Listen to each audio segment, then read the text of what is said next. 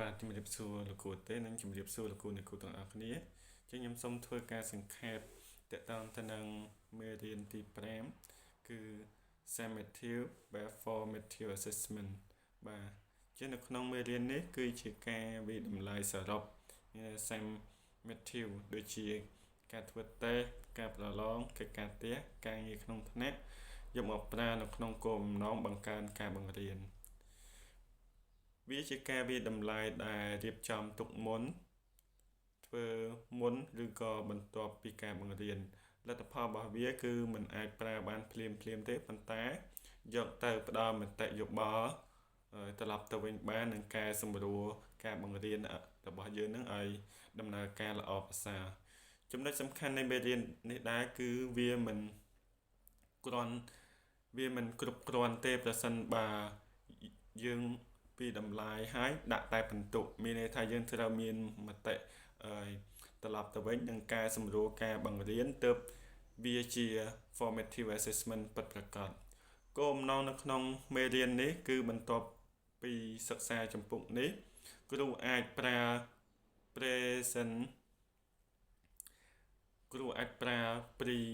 pre assessment homework និង set work ដើម្បីដឹងថាសិស្សមានចំណេះដឹងនិងអាចធ្វើបានប៉ុន្មានដឹងពីអត្ថប្រយោជន៍និងកម្រិតខ្សោយនៃការវិតម្លៃសរុបនានាដឹងពីអត្ថប្រយោជន៍និងផ្ដល់ feedback ដែលមានប្រសិទ្ធភាពនិងអនុវត្តការកែសម្រួលការបង្រៀនបន្ទាប់ពីធ្វើការ feedback prepare assessment homework or set work នៅទី1គឺ prepare assessment មានន័យការវិតម្លៃមុនពេលបង្រៀនអញ្ចឹងមុនពេលបង្រៀនយើងធ្វើមុនពេលចាប់ផ្ដើមមេរៀនដើម្បីដឹងអំពីកម្រិតចំណេះដឹងខាងដើមមានន័យចំណេះដឹងដែលកូនសិស្សមានស្រាប់ឬក៏យើងហៅថាទុនដែលគាត់មានហើយពីដើមមុននឹងយើងចាប់ផ្ដើមបង្រៀនមេរៀនជៀសវាងការបង្រៀនអ្វីដែលសិស្សដឹងរួចមានបន្ទាប់ពីយើងដឹងថាគាត់មានទុនផ្នែកអីឬក៏គាត់ដឹងអំពីអីហើយគឺការបង្រៀនរបស់យើងនឹងវាមិនមានភាពច្រឡំដែរទេមួយទៀតគឺយើងអាចកំណត់កម្រិតបញ្ញាប្រឈមឲ្យសមស្របមានន័យយើងអាចកំណត់នៅអ្វីដែលយើងយកមកបង្រៀនទៅកាន់កូនសិស្សហ្នឹងគឺកូនសិស្សទទួលបានសមស្របទៅនឹងអ្វីដែលគាត់អាចទទួលបានមួយទៀតគឺតកតងទៅនឹងលំហាត់ឬក៏យើងហៅថារចនាសម្ព័ន្ធវាជាការធ្វើតេស្តមួយដែលមិនមែនជាផ្លូវការឧទាហរណ៍ការសរសេរអត្ថបទខ្លីចឹងយើងអាចឲ្យកូនសិស្សសរសេរអត្ថបទខ្លីឬក៏បង្ហាញការសួរសំណួរផ្ទាល់មាត់ការងារក្រុមអានឬក៏ល្បែង digital អីផ្សេងមានតកតងទៅនឹងផ្នែកបច្ចេកវិទ្យាគួរឲ្យសិស្សមានចំណាប់អារម្មណ៍ស្រួលនិង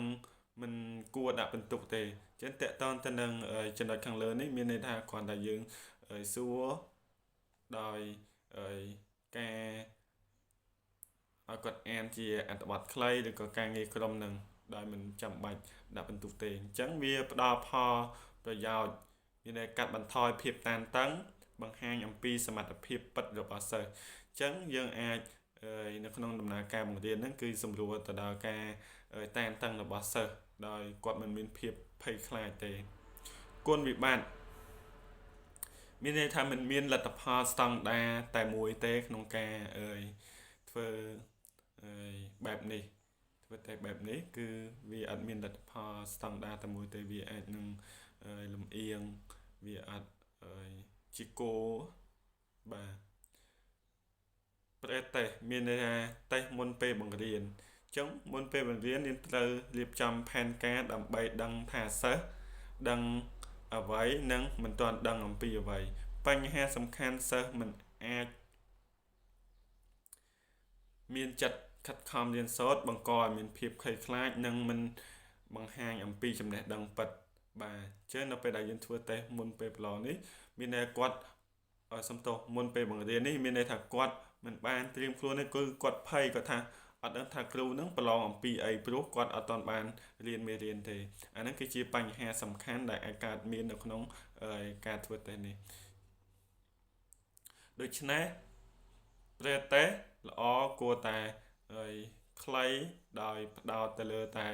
ចំណេះដឹងសំខាន់ប្រាប់សិស្សថាប្រើសម្រាប់ជួយការរៀននិងមិនមែនជាការវិតម្លៃដាក់បន្ទុកទេគាត់ថាជាការដឹងអំពីសមត្ថភាពរបស់គាត់ដើម្បីងាយស្រួលក្នុងការបង្រៀននិងការរៀននៅក្នុងថ្នាក់ចំណុចមួយទៀតគឺគេនិយាយអំពីកិច្ចការផ្ទះដែលមានគោលបំណងអនុវត្តបន្ថែមមានន័យថាបន្ទាប់ពីយើងបានរៀនហើយមេរៀននៅក្នុងថ្នាក់ហើយគឺយើងតែងតែមានកិច្ចការផ្ទះដើម្បីឲ្យគាត់យកទៅធ្វើបន្ថែមនៅផ្ទះតើគាត់អាចយកអំពីមេរៀនហ្នឹងឬក៏ធ្វើបានប៉ុណ្ណាដើម្បីពង្រឹងនៅចំណេះដឹងនៅផ្ទះបន្ថែមពិនិត្យថាតើសិស្សយល់ឬក៏អត់នៅពេលដែលយើងដាក់កិច្ចការផ្ទះទៅប្រកាសជាគាត់យកទៅដល់ផ្ទះបើសិនជាគាត់អាចធ្វើបានមានន័យថាគាត់យកអំពីមេរៀនដែលយើងបានបង្រៀនហ្នឹងហើយប៉ុន្តែបើសិនបើគាត់ធ្វើមិនបានទេមានន័យថាគាត់ពុំទាន់យកអំពីមេរៀនដែលយើងបានដាក់ឲ្យនឹងទេការប្រើជាការបង្កើនការរៀនមានគ្រូអាចត្រួតពិនិត្យលម្អិត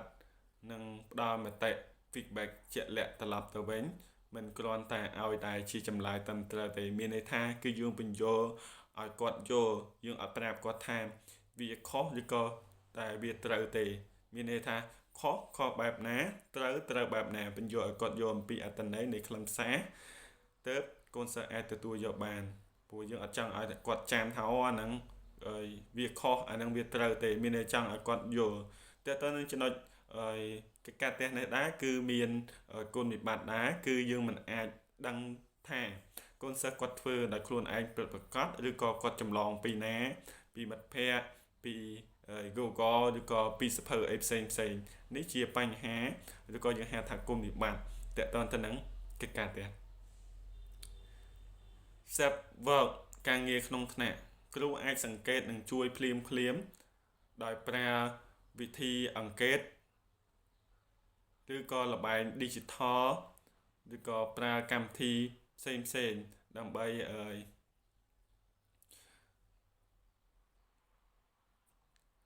ីគ្រូចូលរួមសកម្មនិងមាន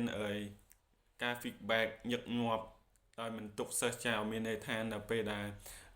គ្រូដាក់ការងារនៅក្នុងថ្នាក់ហ្នឹងគឺគ្រូជាបង្គោលជាអ្នកដឹកនាំជាអ្នកសំយោគនៅចម្លើយដែលយើងបានដាក់ឲ្យកូនសិស្សធ្វើនៅក្នុងថ្នាក់ហ្នឹងដោយជាកម្មវិធីឬក៏ជាល្បែង digital មានល្បែងដែលតកតទៅនឹងឧបករណ៍អេឡិចត្រូនិកកុំព្យូទ័រទូរស័ព្ទឬក៏កម្មវិធីផ្សេង Quiz unit test មានន័យថាគឺយើងប្រើពិនិត្យជំនាញឬក៏គោលដៅរៀនជាក់លាក់មួយទៀតគឺគួរតែពិនិត្យនិងពិភាក្សាជាមួយនឹងសិស្សភ្លាមមាននៅពេលដែលយើងធ្វើទៅមានបញ្ហាអីយើងត្រូវតែផ្ដល់មតិយោបល់ភ្លាមទៅកាន់កូនសិស្សដើម្បីកែសម្រួលគាត់ប្រើលទ្ធផលដើម្បីបង្កើតក្រុមតូចបង្រៀនបន្ថែមកែសម្រួលវិធីសាស្ត្រនៅក្នុងការបង្រៀនអញ្ចឹងនៅពេលដែលយើងពិនិត្យទៅឃើញខុសកន្លែងណាគឺយើងអាចយកមកកែសម្រួលទៅនឹងវិធីសាស្ត្ររបស់យើង unit chapter test ជាសរុបគឺយើងប្រើ formative ព្រោះ feedback មកយឺតសិស្សផ្ដោតលើបន្ទុកជាងការយកមានសិស្សគាត់ចង់បានតែបន្ទុកជាងអ្វីដែលគាត់បានយកអំពីមេរៀនដែលគាត់បានរៀនហ្នឹងទេប៉ុន្តែគាត់ផ្ដោតទៅលើតែបន្ទុកមានតែគាត់ចង់បានបន្ទុកច្រើនគាត់អត់ចង់បានថាគាត់ត្រូវយកមេរៀនហ្នឹងឲ្យបានច្រើនជាងបន្ទុកទេអានេះគឺជាគំនិតរបស់សិស្សមានន័យថាយើងត្រូវផ្ដល់ feedback ទូទៅដោយមិនជាក់លាក់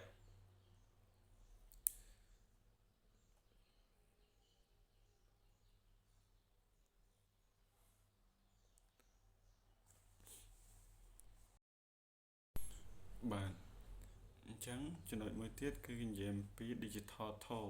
មានឧបករណ៍ digital គឺវាអាចផ្ដល់ការ feedback ភ្លាមនិងបង្ហាញអំពីទិន្នន័យបានច្បាស់លាស់បង្កើតការចូលរួមអញ្ចឹងយើងត្រូវសួរទៅវិញថាតើគ្រូគាត់ប្រើ digital ហ្នឹងដើម្បីអ្វីដើម្បីវាស់ស្ទង់កម្រិតចេះដឹងឬក៏ដើម្បីដាក់ពិន្ទុចំណុចមួយទៀតគឺនិយាយអំពី common interest និង year end assessment បាទ common assessment គឺជាការរៀបចំដោយគ្រូជាក្រុមតូចងាយពិភាក្សាលទ្ធផល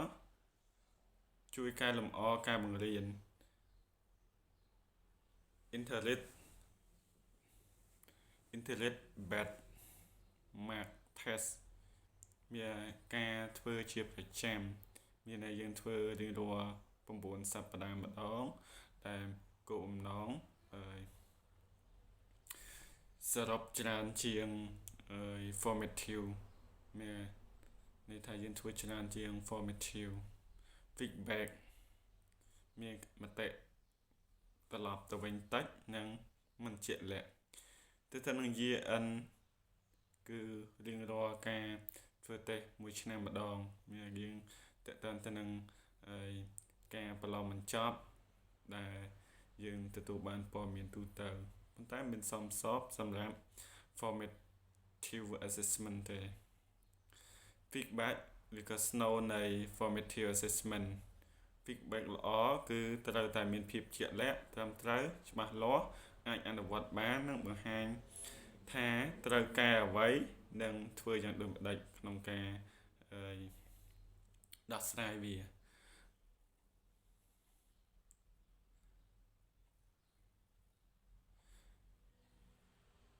សារៈសំខាន់ចុងក្រោយគឺការវិតម្លៃនិងខ្លាចជាការវិតម្លៃបង្កើនការរៀនបើមាន feedback និងការកែសម្រួលការបង្រៀន feedback គឺជាចិត្តឬក៏ជា snow មួយសម្រាប់វាស់ស្ទង់ឬក៏បង្ហាញសិស្សគួរតែមានដៃគូក្នុងការកែលម្អការរៀនការវិតម្លៃនិងការបង្រៀនត្រូវដើរឲ្យទន្ទឹមស្មើគ្នាមានតែតកតងទៅនឹងការវិតម្លៃនិងការបង្រៀនហ្នឹងសូមឲ្យមានភាពស្មើគ្នាមានតែពេលដែលយើងបង្រៀនគឺបង្រៀនផងវិតម្លៃផងឲ្យដើរទន្ទឹមគ្នា